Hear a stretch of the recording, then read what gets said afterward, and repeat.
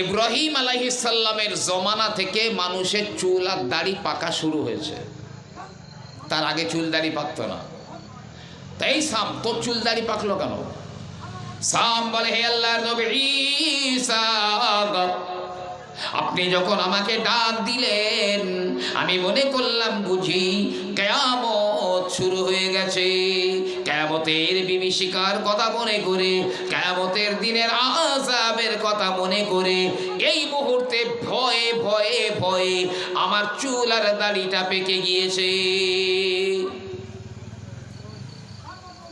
কিয়ামতের দিনের ভয়ে সারাদিনে একবারও কিয়ামতের কথা কারোর মনে হয় না। আমাদের কি কঠিন অবস্থা, সময় পেলে আমি বলবো। ঈসা নবী বললেন, সাম তুই যে অবস্থায় ছিলি সেই অবস্থায় চলে যা। সামের দেহটা কবরের ভিতরে ঢুকে গেল, কবর জোড়া লেগে গেল। তো নবীর বেটা, কি কঠিন। আম্মা জান আয়েশা সিদ্দিকা রাদিয়াল্লাহু আনহা তিনি বলছেন, নবী পাকের ইন্তেকালের পরে আমি আল্লাহর কাছে আর কোনোদিন মৃত্যু কষ্ট থেকে বাঁচবার জন্য আমি আল্লাহর কাছে আর মোনাজাত করিনি, দোয়া করিনি, চাইনি। জি হ্যাঁ, এটা উম্মতের শিক্ষার জন্য। নবী পাক তো বেগুনা মাসুম হাবিবুল্লাহ রহমাতুল লিল আলামিন। এ নবী না হলে জান্নাত জাহান্নাম হতো না, নবী না হলে আদম তৈরি হতো না। সেই নবী পাকের অবস্থা বহুল প্রচলিত ওয়াজ, তবে মনে করে রাখেন 29শে সফর একটা জানাজা নামাজ থেকে আল্লাহর নবী ফেরার পথে প্রচণ্ড জ্বর এসে গেল। নবী পাকের মাথায় একটা কাপড়ের পটি বাঁধা ছিল। হযরতে আব্বাস রাদিয়াল্লাহু আনহু বলেন, আমি আমার রাসূলের ওই কাপড়ের উপরে কপালে হাত রেখে দিলাম, এত গরম আমি হাত রাখতে পারি না।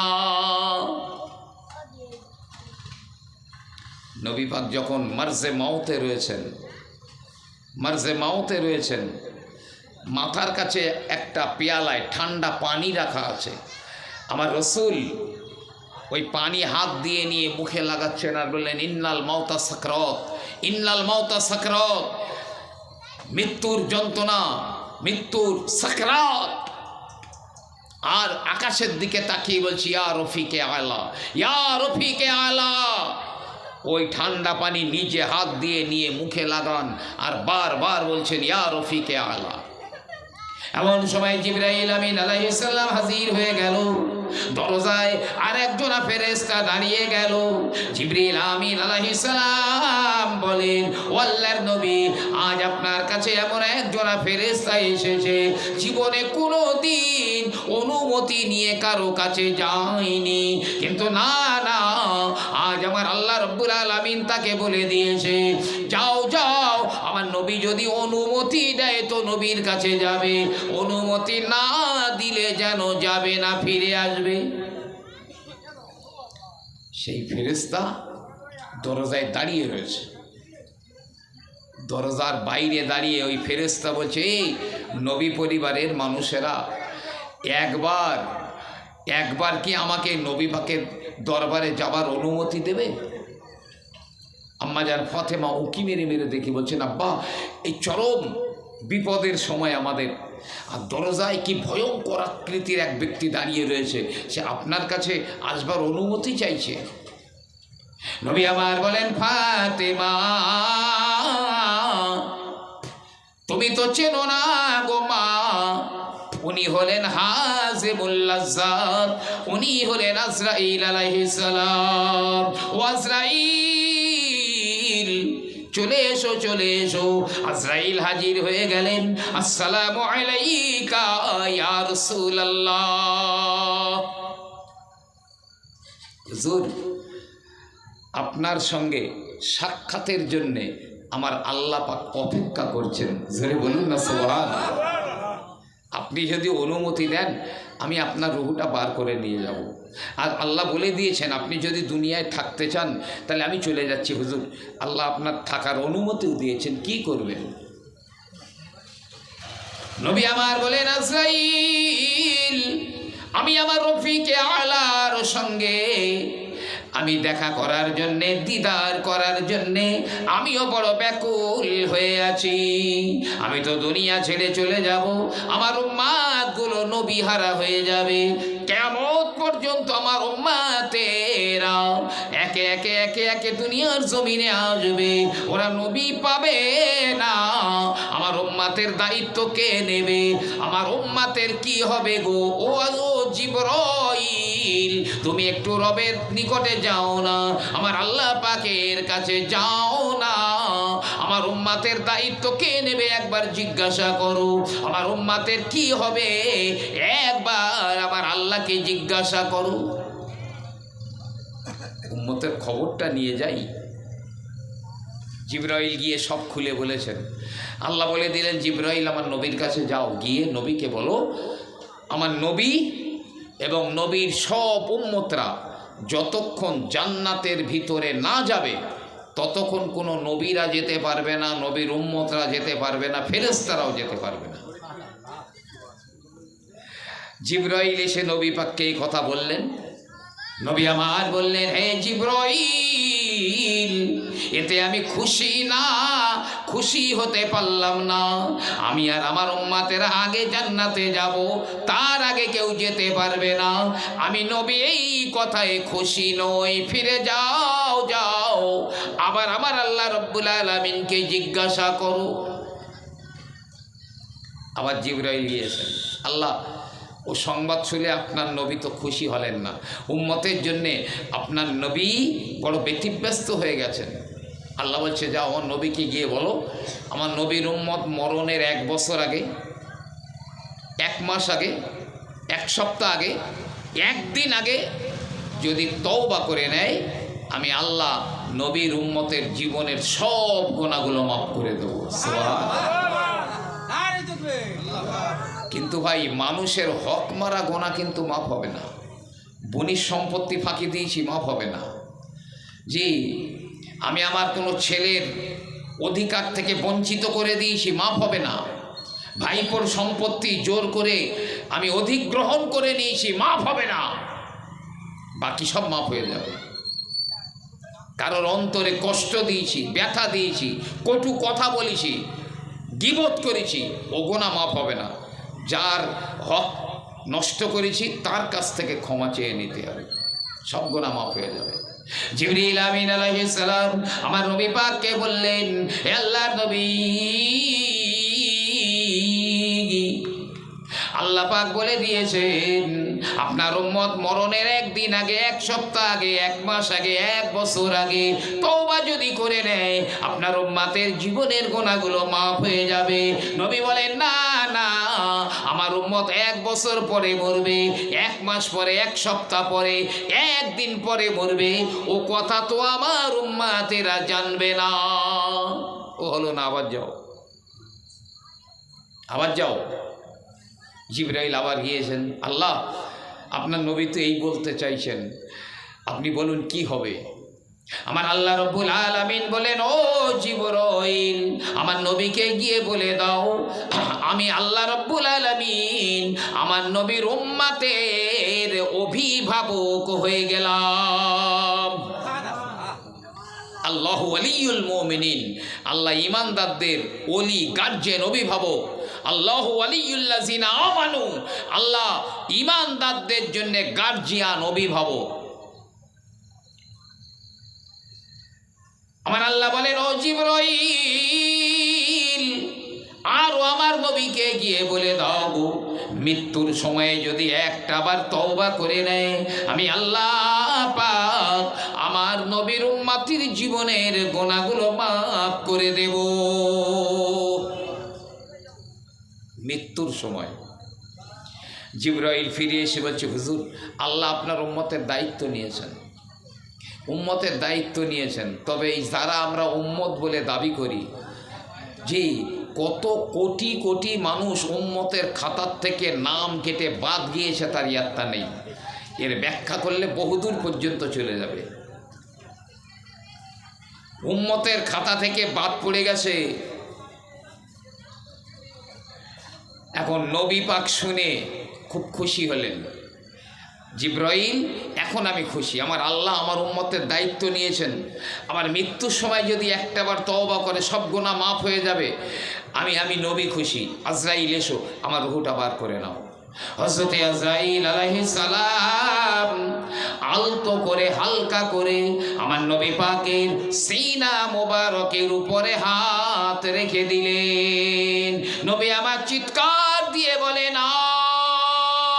ও আজরাইল, তুমি কেন উহুদ পাহাড়খানা তুলে নিয়ে এসে আমার বুকের উপরে তুমি চাপিয়ে দিলে? নবী পাক বলছেন, আজরাইল, উহুদ পাহাড় তুলে আমার বুকে চাপিয়ে দিয়েছ? ইয়া রাসূলুল্লাহ, বেয়াদবি নেবেন না হুজুর, আমি তো পাহাড় চাপিয়ে দেইনি।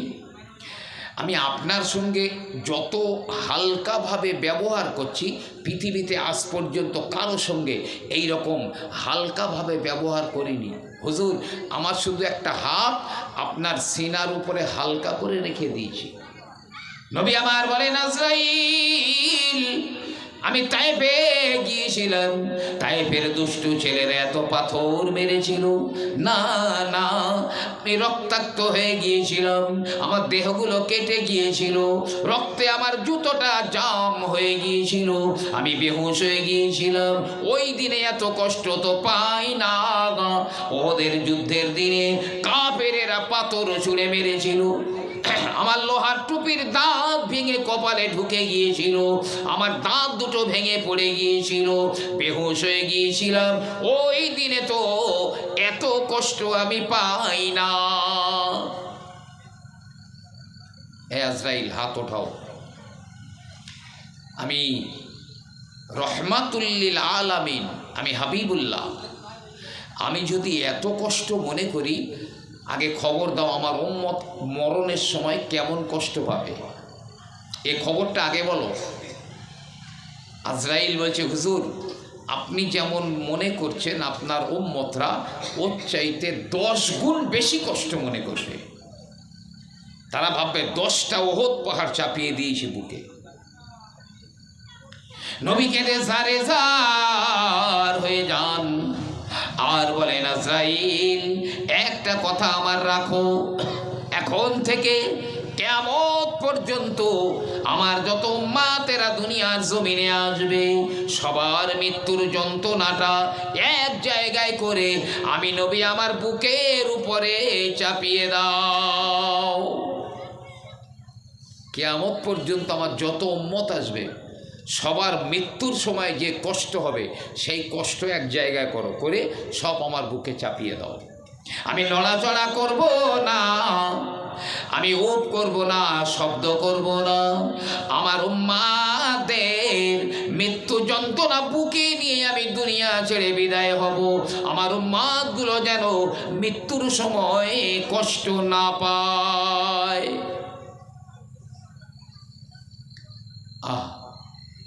এমন রহমতের নবী পেয়েছি, পাওয়ার পরেও খেলার প্লেয়ারদের সুন্নত আদায় করছি আমরা। নায়ক নায়িকা ড্যান্সার, জি, এদের সুন্নত আদায় করি, নবীর সুন্নত আদায় করা হয় না। এরা নেমো খারাপ, বিশ্বাসঘাতক। আজরাইল বলছে, হুজুর, কষ্ট নেবেন না, আপনার উম্মত যদি ঈমানদার হয়, পরেজগার হয়, আল্লাহওয়ালা হয়, মুত্তাকি হয়, তাহলে আমি তাদের রুহটা বার করব, ওরা কিছু বুঝতেই পারবে না। মায়ের কোলে একটা বাচ্চা দুধ খাচ্ছে, কখন দুধ খেতে খেতে বাচ্চাটা ঘুমিয়ে পড়েছে, মা তার মুখ থেকে স্তনটা বার করে নিয়ে তাকে দোলনায় শুইয়ে দিয়েছে। ওই বাচ্চাটা যেমন কিছুই জানে না, আপনার আল্লাহওয়ালা নেককার পরেজগার উম্মাদের আমি রুহুটা ঠিক ওইভাবে বার করব, ওরা বুঝতেই পারবে না কখন ওদের রুহুটা বার হয়ে গেছে। জোরে বলুন সুবহান। জি, সে উম্মত এত বড় নেমো খারামি করবে, এটা কল্পনা করা যায় না। মৃত্যু বড় কঠিন জিনিস, সবার কাছে আসবে। আচ্ছা ভাই, আমরা যেই মরা মানুষের নামে সবরেসানি করি, ইসালে সওয়াব করি, এই নেকি তাদের কাছে পৌঁছায় কি পৌঁছায় না। এখন একদল উঠেছে। আর একটা কথা বলি, ফেসবুক দিকে জীবনে যেন আপনি মনে করবেন না সব সত্যি বলছে। যার ওয়াজ শুনবেন ফেসবুকে আগে দেখবেন সে আহলে সুন্নাত ওয়াল জামাত ভুক্ত কিনা, এটা দেখে নেবেন, না তো ইমানের ভিটে জনমের মতো ঘুঘু চড়ে যাবে। আছে একদল বলে এই যে মরে গেছে ওর কাছে আর কিচ্ছু যাবে না, মরা গরুর গালে ঘাস দেওয়ার সমতুল্য। নাউজুবিল্লাহ। পীর জুলফিকার রহমান নকশবন্দি তিনি এখনো বেঁচে রয়েছেন। ও ভাইরা, তিনি তার কিতাবের ভিতরে লেখেন, ভুবন বিখ্যাত মুহাদ্দিস আব্দুল্লাহ ইবনে মুবারক রাহমাতুল্লাহ আলাইহি, তিনি একদিন এক কবরস্থানের ধার দিয়ে যাচ্ছেন। কবরস্থানের ধার দিয়ে যেতে যেতে, দাঁড়াননি, ওই যেতে যেতে একবার দরুদ শরীফ পড়েছেন। পড়ে ওই যেতে যেতে মনে মনে বললেন, আল্লাহ এই একবার দরুদ শরীফ পড়লাম, এই দরুদের নেকিটা এই কবরস্থানের মুর্দাদের জন্য আমি দান করে দিলাম। ওই বলতে বলতে চলে গেলেন, বলতে বলতে চলে গেলেন। রাতের বেলা আব্দুল্লাহ ইবনে মুবারক রাহমাতুল্লাহ আলাইহি স্বপ্নে দেখেন ওই কবরস্থানের সব মুর্দারা কবরের উপরে উঠে যায়, সবাই যেন কি কুড়ায় কুড়ায় কুড়ায় কুড়ায়। আব্দুল্লাহ ইবনে মুবারক বললেন, এ ভাইরা, তোমরা এমন করে কি যেন কুড়াও?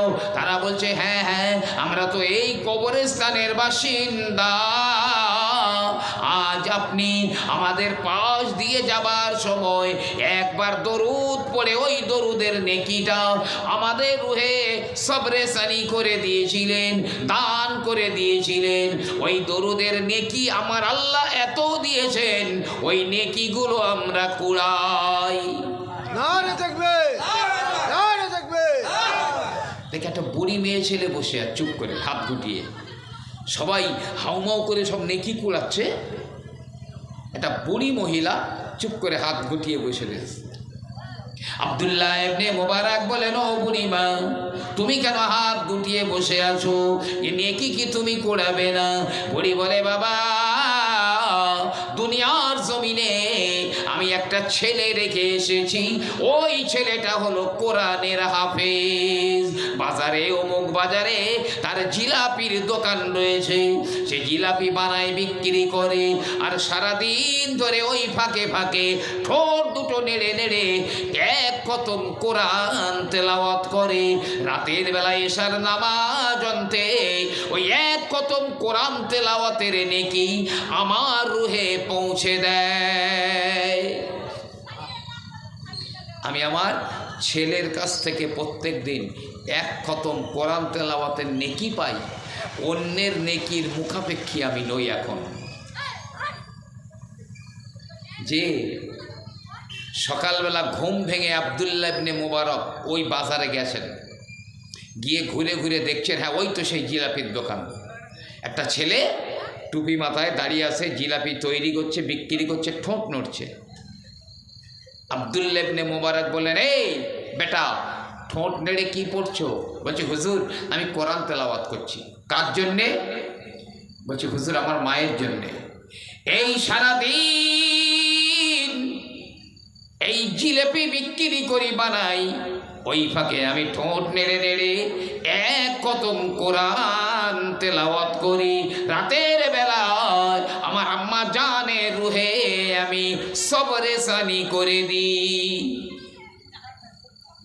আব্দুল্লাহ ইবনে মুবারক দেখলেন স্বপ্ন তো সত্যি, নেকি পৌঁছাচ্ছে। ভালো করে দেখেন, কয়েক মাস চলে গেল, আব্দুল্লাহ ইবনে মুবারক আবার ওই রাস্তা দিয়ে যাচ্ছেন। একদিন যেতে যেতে ওই কবরস্থানের পাশ দিয়ে যেতে যেতে আবার একবার সূরা ফাতিহা হোক আর ইখলাস হোক আর একবার দরুদ শরীফ হোক, যা হোক একটা পড়েছেন। পড়ে বলেন, আল্লাহ এর নেকিটা এই মুর্দাদের রুহে আমি দান করে দিলাম, এই কবরস্থানের মুর্দাদের। চলে গেলেন, দাঁড়াননি ওখানে, ওই যেতে যেতে রাতের বেলা আব্দুল্লাহ ইবনে মুবারক রাহমাতুল্লাহ আলাইহি স্বপ্নে দেখেন আগের দিনের মতো ওই কবরস্থানের মুর্দারা সব উঠে আবারও নেকি কুড়ায়। তবে ওই বুড়ি মহিলা আজ আর বসে নাই, ও বুড়ি মহিলাও নেকি কুড়াতে রয়েছে। আব্দুল্লাহ ইবনে মুবারক বললেন, বুড়িমা সেদিন তো বসেছিলে, আজকেরে কেন নেকি কুড়াচ্ছ? বলছে, বাবা দুনিয়াতে আমার যে এই কোরআনের হাফেজ ছেলেটা ছিল, সেই ছেলেটা আজ 2-3 দিন আগে মারা গিয়েছে বাবা। আমার কাছে আর নেকি পৌঁছাবার কেউ নেই দুনিয়ায়, তাই আমি এখন অন্যের নেকির মুখাপেক্ষিতায় নেকি কুড়াচ্ছি। বছরে একদিন নয়, শুধু শবে বরাতে নয়, প্রতিদিন আপনি ইসালে সওয়াব করবেন। হুজুর দাওয়াত দিতে হবে না, আপনি যা জানেন তাই পড়েন। তিরমিজি শরীফে হাদিসে রয়েছে, যদি অন্তত কেউ একবার সূরা ইখলাসটা পাঠ করে, সূরা ইখলাসটা তেলাওয়াত করে, ওর নেকিটা যদি তার আব্বা জানের রুহে, আম্মা জানের রুহে বা কারো রুহে যদি সবরে সানি করে দেয়, নবী আমার বলেন একজনা মানুষ গোটা দুনিয়ার মালিক হয়ে গেলে ওই ব্যক্তি যত খুশি না হয়, তার চাইতে ওই কবরের মুর্দাটা একবার সূরা ইখলাসের নেকি পেয়ে তার চাইতে বেশি খুশি হয়ে যায়। জি, দুরূদ শরীফ তো পড়তে পারেন, একবার সূরা আলহামদু তো পড়তে পারেন, কুল হু আল্লাহু আহাদ তো পড়তে পারেন, কলেমাটাও তো পড়তে পারেন, লা ইলাহা ইল্লাল্লাহ মুহাম্মাদুর রাসূলুল্লাহ। জি, মুসা নবী বলেছিলেন, আল্লাহ আমার একটা বিশেষ একটা আমল বলে দাও। আল্লাহ বললেন, মুসা লা ইলাহা ইল্লাল্লাহ পড়ো। মুসা নবী বললেন, আল্লাহ এ তো সবাই পড়ে, আমি একটা বিশেষ আমল বলে দিতে বলেছি। আল্লাহ বললেন, মুসা 7 আসমান আর 7 জমিন যদি এক পাল্লায় দেওয়া যায়, আর এই লা ইলাহা ইল্লাল্লাহ যদি আরেক পাল্লায় দেওয়া যায়, তাই লা ইলাহা ইল্লাল্লাহর পাল্লাটা ঝুঁকে যাবে। সুবহানাল্লাহ। এই কলেমা তো পড়তে পারেন। জি,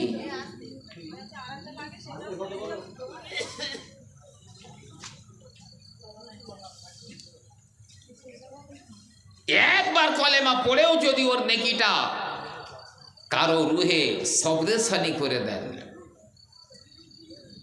তাহলে ইসালে সব হয়ে গেল, নেকি পৌঁছানো হয়ে গেল। আল্লাহর নবী বলেন, ইজা মাতাল ইনসানু ইনকাতা আনহু আমালুহু ইল্লা মিন সালাস। মানুষ যখন মারা যায় তার সব আমালগুলো বন্ধ হয়ে যায়। মরে গিয়ে কবরে গিয়ে যদি কেউ নামাজ পড়ে নেকি হবে না, সালামের জবাব যদি দেয় নেকি হবে না, কলেমা যদি কবরে গিয়ে পড়ে নেকি হবে না, সব আমল বন্ধ। 3টে আমল বন্ধ হয় না, 3টে আমল থাকে।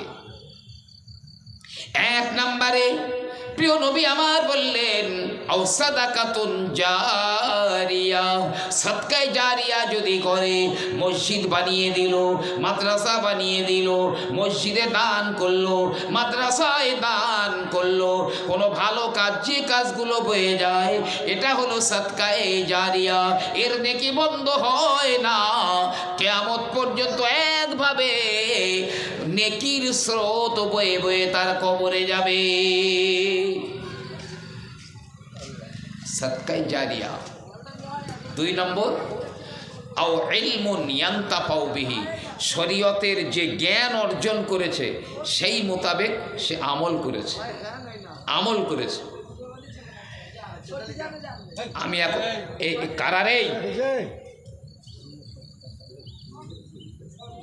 আদব কায়দা বলে কিচ্ছু নেই এদের।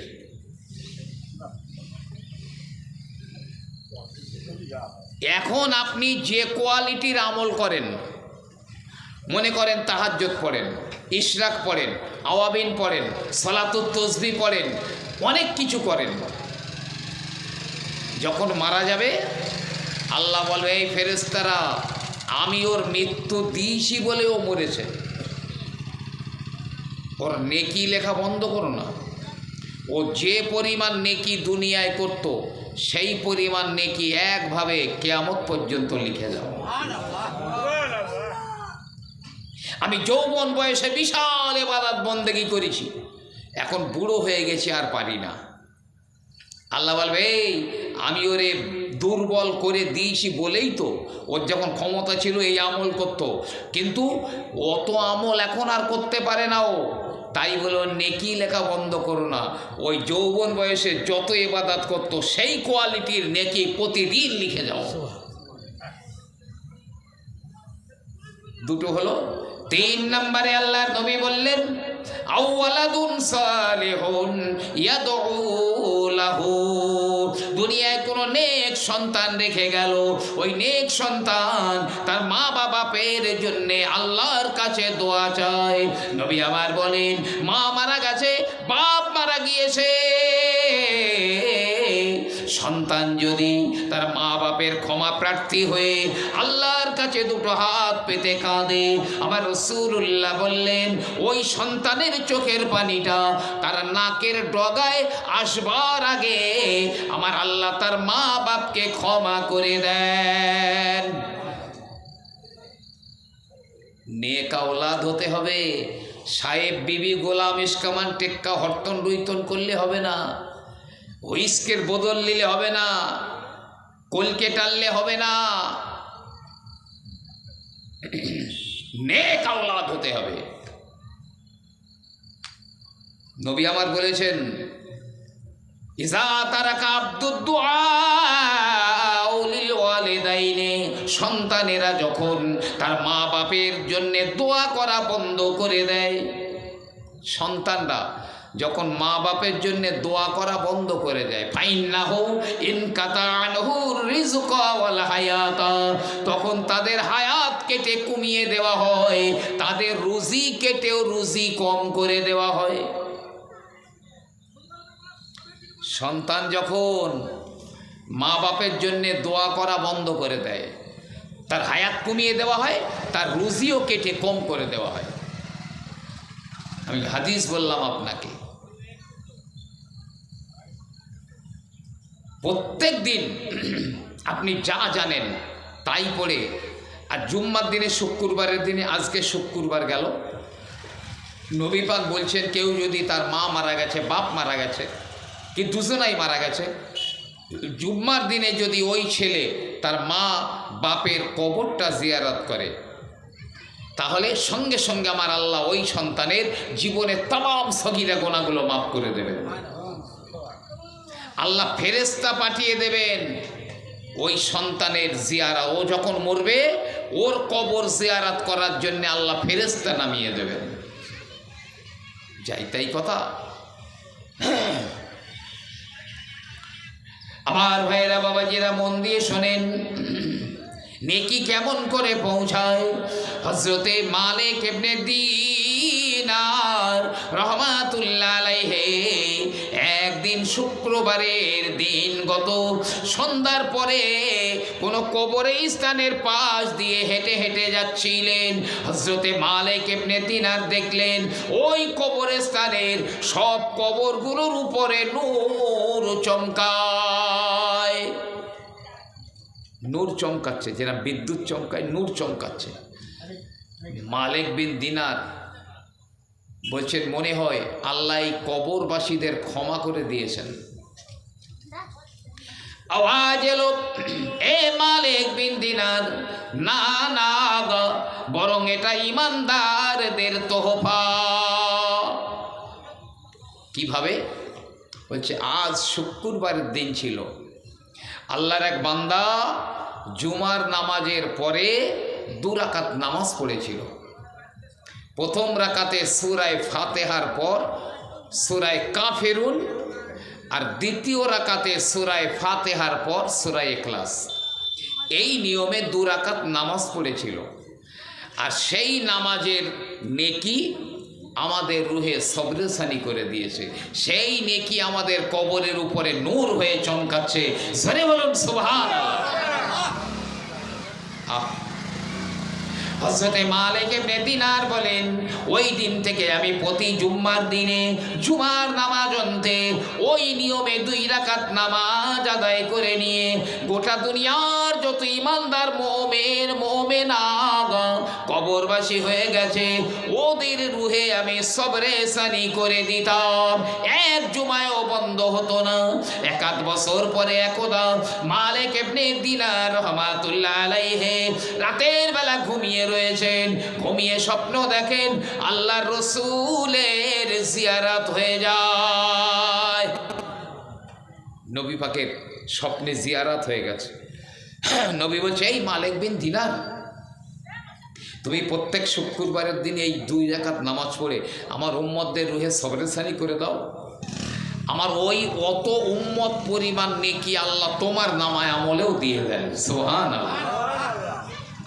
আর আল্লাহ এই আমলের জন্যে জান্নাতের ভিতরে তোমার জন্যে মুনিফ নামক এক বিশাল বড় অট্টালিকা বানিয়েছেন আল্লাহ। অট্টালিকা।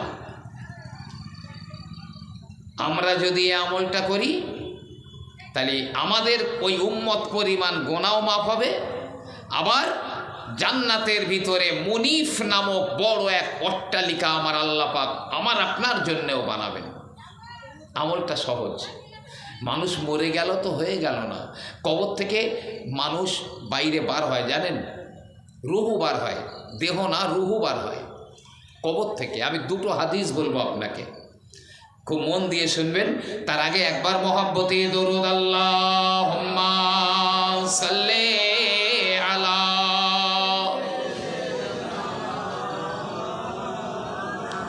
ওয়া আলা আলি সাইয়্যিদিনা।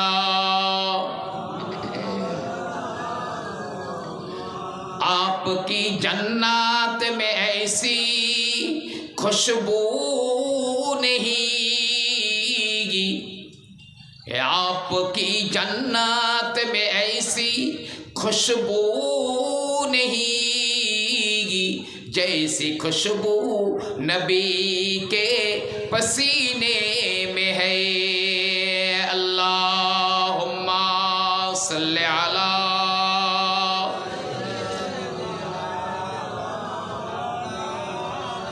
व अला आले सय्यिदिना। আল্লাহর নবী আল্লাহর হাবিব বললেন, ইজামাতাল মুমিনু দারাত রূহাহু হাওলা দারিহি শাহরান। কোন ইমানদার মানুষ যখন মারা যায় তখন ওই মানুষের রুহুটা তার বাড়ির চারিদিকে রুহুটা 1 মাস ধরে ঘোরে। 1 মাস। অনেকগুলো কিতাবে ভিতরে আছে, তবে কোনো কাফের, কোনো বেঈমান যারা ঈমান নিয়ে মরতে পারেনি তাদের রূহ কিয়ামত পর্যন্ত আসতে পারবে না। এই আমরা সবরেসানি করব। যারা ঈমান নিয়ে মৃত্যুবরণ করেছে তাদের রূহে সরাসরি চলে যাবে। জিবরাইল আমিন আলাইহিস সালাম কে আল্লাহ বলেন, এই জিবরাইল নূরের খাঞ্চা নিয়ে যাও। ওদের ওই পাঠানো নেকি হাদিয়া নূরের খাঞ্চা নিয়ে যার রুহে পাঠিয়েছে তার কবরে নিয়ে যাও। জিবরাইল গিয়ে বলে, এই ওঠো, তোমার ছেলে কি তোমার মেয়ে, এই দেখো তোমার জন্য নেকি পাঠিয়েছে। ওই মুর্দা কবরে খুশিতে বাগে বাগ হয়ে যায়। প্রত্যেক বৃহস্পতিবারের দিনগত রাত্রে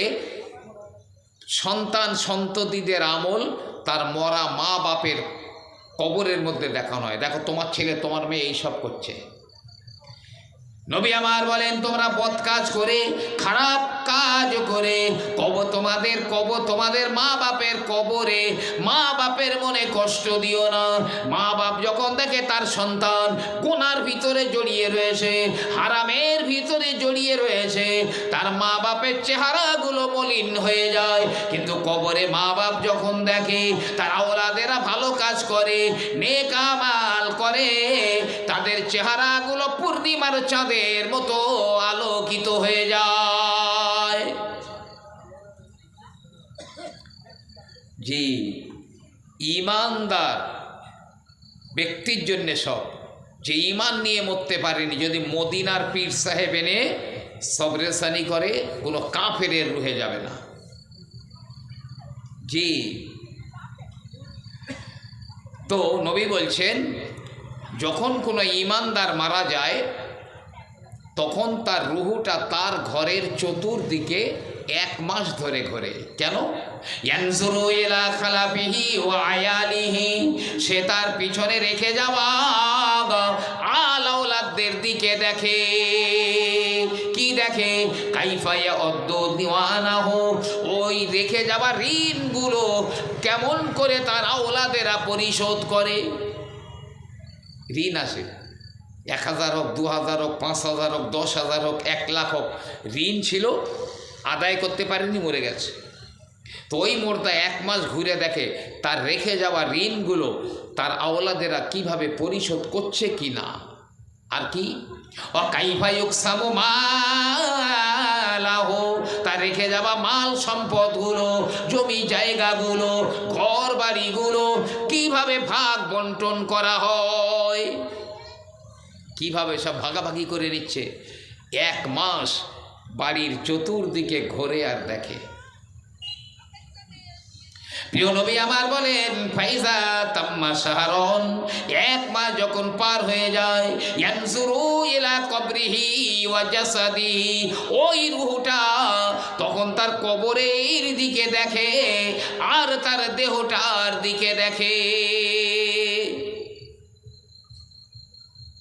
ইয়াদুরু হাওলা কবরিহি সানাতান, ওই রুহুটা তার কবরের চারিদিকে 1 বছর ধরে ঘোরে। 1 বছর কবরের চারিদিকে। কেন ঘোরে? ইয়ানজুরু মাইয়াদু লাহু ওমান হাজিনা আলাইহি, ওই রুহুটা ঘুরে ঘুরে দেখে কে তার জন্য দোয়া করছে আর কে তার জন্য ব্যতীত হয়ে আছে। 1 বছর তার কবরের চতুর্দিকে ঘোরে। জি, কেতাবে এসছে মা মারা গেছে, ছেলে প্রত্যেক জুম্মার দিনে মায়ের কবরের ধারে যায়, সবরেসানি করে। তো অন্যান্য মোর্দারা ওই মহিলাকে বলে ওই তোমার ছেলে আসতেছে, ওই তোমার ছেলে আসতেছে বলে দেয়। আমরা যখন কবরের ধারে গিয়ে সালাম করি, আসসালামু আলাইকুম ইয়া আহালাল কুবুর, তখন আল্লাহ রুহুগুলো তাদের কবরের মধ্যে দিয়ে দেন। কে দোয়া করছে, কি বলে দোয়া করছে, সব ওই রুহু দেখতে পায়, ওই মুর্দা দেখতে পায়। আমরাও তো মরব। 2 নম্বর হাদিস, আল্লাহ নবী আল্লাহর হাবিব বললেন ইযা কানা ইয়াউমাল জুমআ, যখন জুমার দিন আসে, শুক্রবার দিন যখন আসে, মনে রাখবেন, আও কানা ইয়াউমু ঈদিন, অথবা ঈদের 2টো দিন যখন আসে, আও কানা লাইলাতুন নিসফি মিন শাবান, অথবা শাবানের শবে বরাতের রাত যখন, শবে বরাত যখন আসে, শাবানের মধ্যবর্তী 15 তারিখের রাত যখন আসে, আও কানা লাইলাতুল কদরিল মুবারাকা, অথবা লাইলাতুল কদর যখন আসে, কদরের রজনী যখন আসে, ইয়াখরুজুনাল আমওয়াতা মিন কুবুরিহিম, সব ইমানদার মুর্দারা তাদের নিজে নিজে কবর থেকে বাইরে বার হয়ে যায়। কেউ কবরে থাকে না, সব কবর থেকে বাইরে বার হয়ে যায়। শুক্রবারের দিন, 2টো ঈদের দিন, শবে বরাত, শবে কদর, এই দিন আর রাত কবরের ইমানদার মুর্দারা সব বাইরে বেরিয়ে যায়।